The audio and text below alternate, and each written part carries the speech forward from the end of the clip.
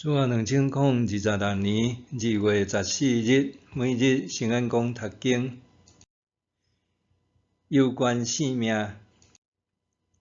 圣经咱做伙来听读《申命记》第32章44到52节。摩西甲伦的囝约书亚做伙来，将这首歌念互会众听。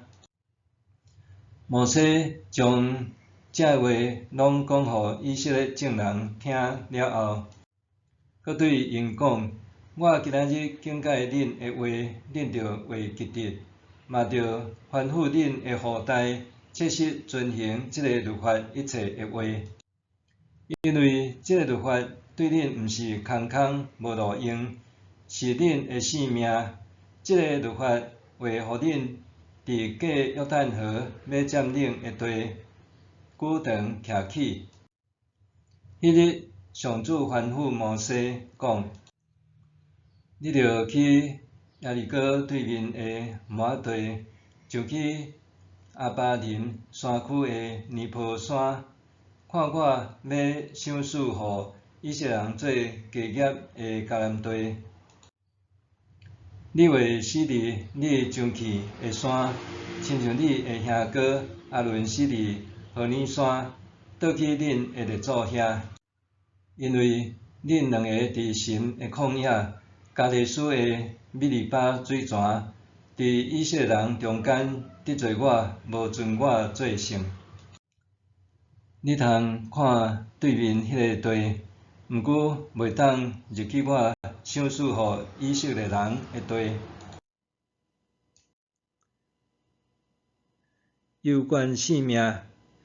18岁迄一年，我去上教训班学开车，通过考试摕到驾照了后，一转去厝呢就兴气气，想要甲车开出门。迄时，阮老爸甲我讲，教训班的训练是基础式的，摕到驾照代表你通合法开车，但是无代表你已经会晓开车。只有通过我即关，你才有资格家己开车出门，因为这是有关性命的代志。所以，阮老爸带我到八卦山的后山小路，甲下班尖峰时刻塞车的市区道路进行实地操练。今日长途时，练车完转去到厝，我已经全身躯湿湿，因为开车的时紧张甲不断流汗。这一幕到今还印象深刻。开车出门有关性命，圣经兼毋是也安尼。今仔日的经文记载，摩西完成摩西之歌了后，就带约书亚伫以色列全会众面前朗读这首诗歌。毋简单安尼，摩西特别强调，上帝律法从来毋是空话，也毋是甲人无关系，是甲生命切实相关。上帝话并毋是可有可无，是有关性命。以色列的兴衰成败，不在伫拥有权力也是财富，是在伫是毋是遵行上帝的话。另外，咱也看到上帝吩咐摩西登上尼坡山眺望迦南地，佮有过伊的结局是简单会当远远看，无法度进入。这显示出强烈的对比，一方面是上帝的话语永恒真实，另外一方面是摩西的生命有限短暂。这提醒咱，人的性命虽然有限，但是上帝话语是永恒的，会当决定咱的生命方向。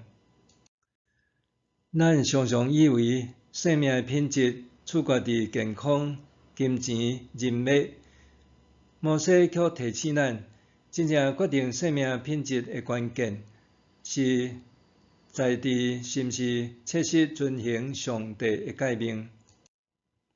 一个人就算一无所有，但是心内若拥有上帝的话语，有缘通坚强、平安、有盼望面对生命。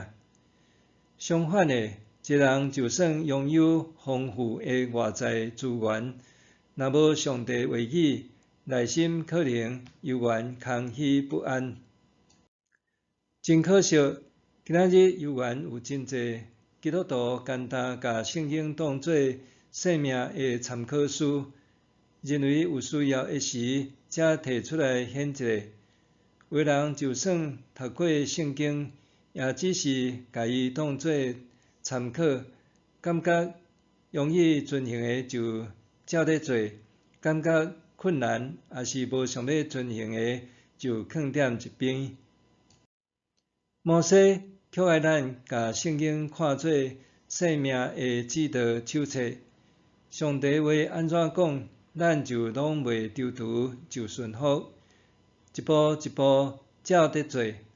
当咱愿意遵趁上帝话语，才会当伫生活上闪开错误，活点上帝所喜悦的心意，搁较真实经历生命的丰盛。因为安尼，信仰绝对是攸关生命生死的代志。愿咱伫有限的生命中，会当伫上帝永恒的话语引带下面，行伫正确的生命道路。默想，我是单单把圣经当作参考资料，还是生命的准则呢？我是毋是伫逐日的生活中，把上帝的话看作是攸关生命的指引呢？我是单单把圣经当作参考资料，还是生命的准则呢？我是毋是伫逐日的生活中，把上帝的话看作是攸关生命的指引呢？咱做伙来祈祷，赏赐生命的主，感谢你赐宝贵的话语，求你帮助我，逐日对你的话语支取智慧和气力，互我伫有限的人生中，会当活出无限的价值。奉主的名求，阿们。愿上帝赐你身心灵拢勇健平安。